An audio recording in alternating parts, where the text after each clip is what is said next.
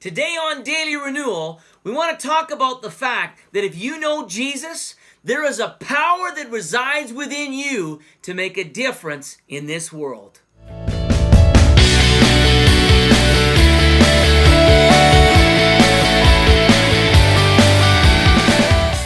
Hello everybody, this is Pastor Lyle and welcome to Daily Renewal.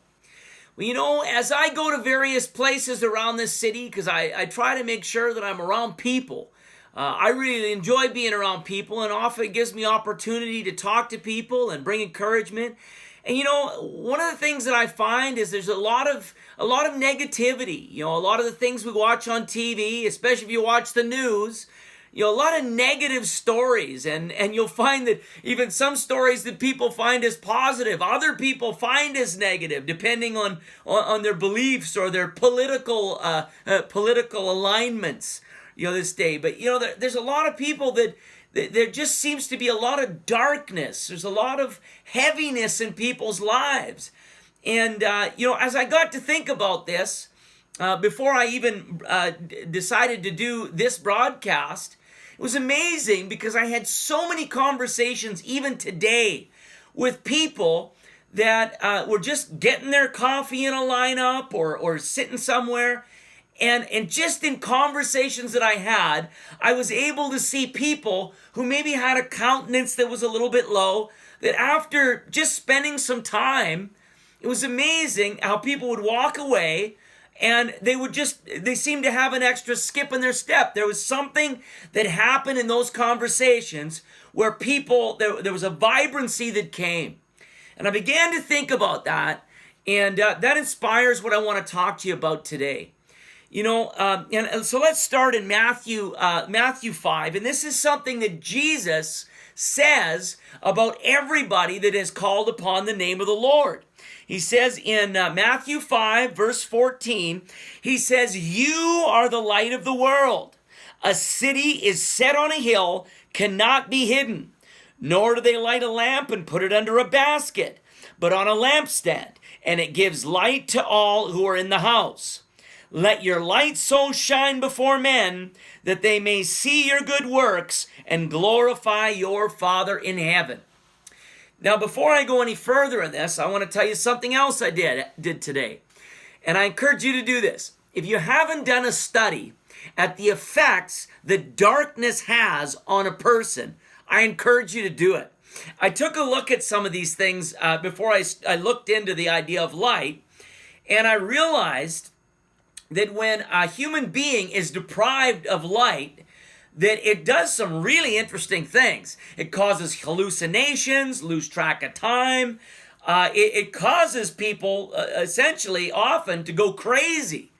The absence of light is not something that a human being was created for.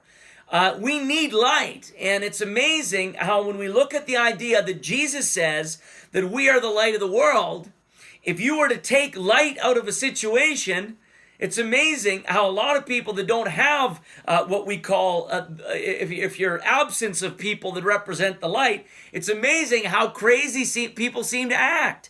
So it's important that we understand as believers, don't shortchange yourself in the fact that Jesus at one point, he said he was the light of the world. But now he has ascended to be with the Father, and now he's talking about us being the light. We represent him.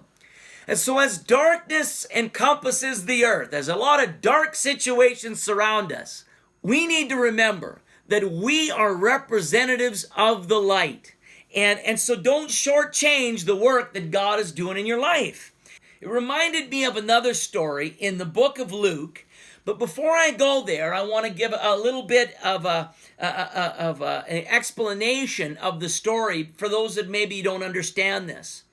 There's a lot of people that don't understand that between the time where Jesus was hung on the cross and after the third day Jesus had died and rose again, a lot of people don't know that Jesus was actually walking about, and in 1 Corinthians 15 it talks about the fact that Jesus was actually walking about after he had died on the cross and resurrected.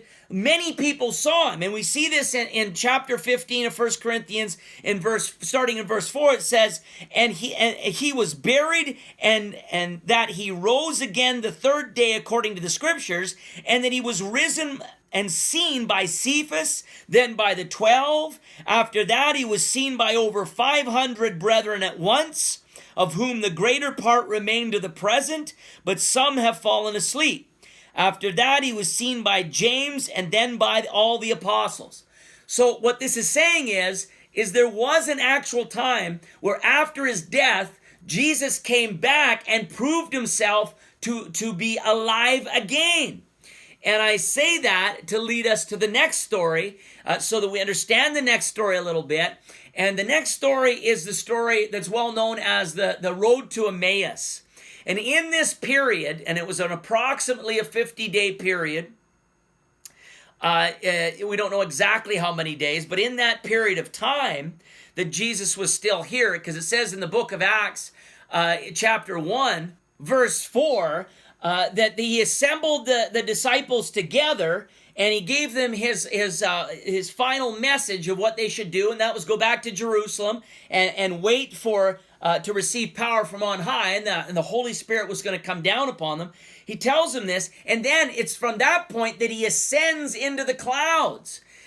So he spent time with them, talking to them about things, but between then there was a time where many of the disciples, they didn't really understand what happened. They had all this hope that Jesus was going to set up shop and was going to be their king, and they had all these ideas of what was going to happen. So a couple of them are on this road to Emmaus, and a traveler approaches them and asks them, what are you talking about? And they start telling him, as if like, how come you don't know what happened? I mean, this Jesus of Nazareth, we were believing on him, and all these things transpired. They hung him on a cross, and then the traveler starts speaking back to them about the scriptures. So we pick up the story in the book of Luke in chapter 24, and there's a couple of the disciples that are walking, and all of a sudden they're met by a stranger. And in verses 15 and 16, it said, so it was while they conversed and reasoned that Jesus himself drew near and went with them, but their eyes were restrained so that they did not know him. So they didn't recognize that this was Jesus. And so he began asking them questions about what they were talking about. And it was almost like they were just like, okay, you don't know about the things that happened. They began talking about, Jesus, the one they were following. He went to the cross and died. And then this traveler began to expound upon the scriptures and show them the meaning of some of the things that was happening. And then we pick up the story in verse 28. And it says this, then they drew near to the village where they were going, and he indicated that he would have gone farther. But they constrained him, saying, abide with us, for it is toward evening, and the day is far spent. And he went in to stay with them. Now it came to pass, as he sat at the table with them, that he took bread, blessed it, and broke it, and gave it to them.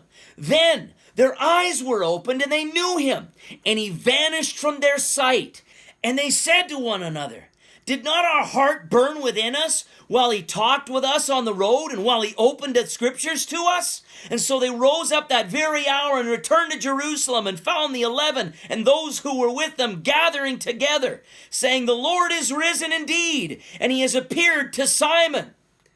Now, when I look at this, I'm reminded of times in my life where I've been around people when they started expounding on the scriptures, that it was just like there was something that was rising within me. There was something that caused my heart to burn.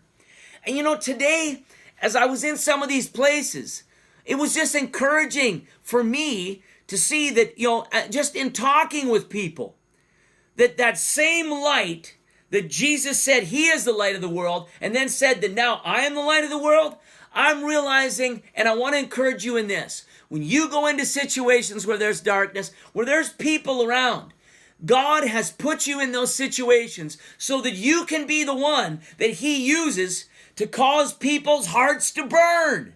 If you're walking with the Lord, You are the light of the world.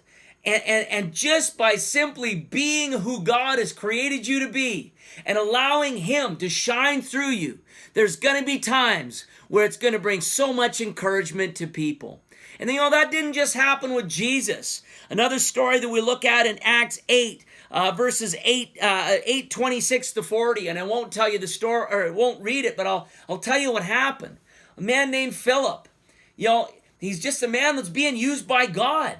And all of a sudden he finds himself, an angel leads him to this place where there's an Ethiopian eunuch who's looking at the scriptures and they're not making sense to him. And Philip begins to talk to him and he asks, do you want to know what this means? And the guy says, absolutely, because he's got a hunger for God. And it ends up that Philip expounds the scriptures to him, and it makes such a difference in this man's life that he says, look, and now understanding this, and he explained to him baptism, the importance of baptism. And he says, well, I believe, can I now be baptized? And this man's life was transformed. Well, what was this? This is another man that just wanted to be used by God, that once again, God chose to shine the light of God into another person's life to make a difference, and a transformed life was the result. So my challenge for you today is to understand, no matter what it looks like, no matter what you feel like, Jesus said, you are the light of the world. So go out there and dispel darkness. Go into dark places and just begin to be who you are in Christ. Encourage people. If people ask you questions, be ready to tell them about why you're excited about your life. I'm excited about my life because Jesus is doing an amazing work in my life, and I can still say that after all these years, there's still things that God is doing that keep me excited. And so with having said that, just remember that God is using you today. You are the light of the world. Well, I hope you got something out of that today. If you did, I want to encourage you to share these videos with as many people as you can. It helps us if you subscribe to our channel. Press like on the link below. We're also on Facebook, Instagram, and Twitter. If you're in the Kamloops area, feel free to drop by River City Church. We would love to have you. So having said that, God bless you and have a great day.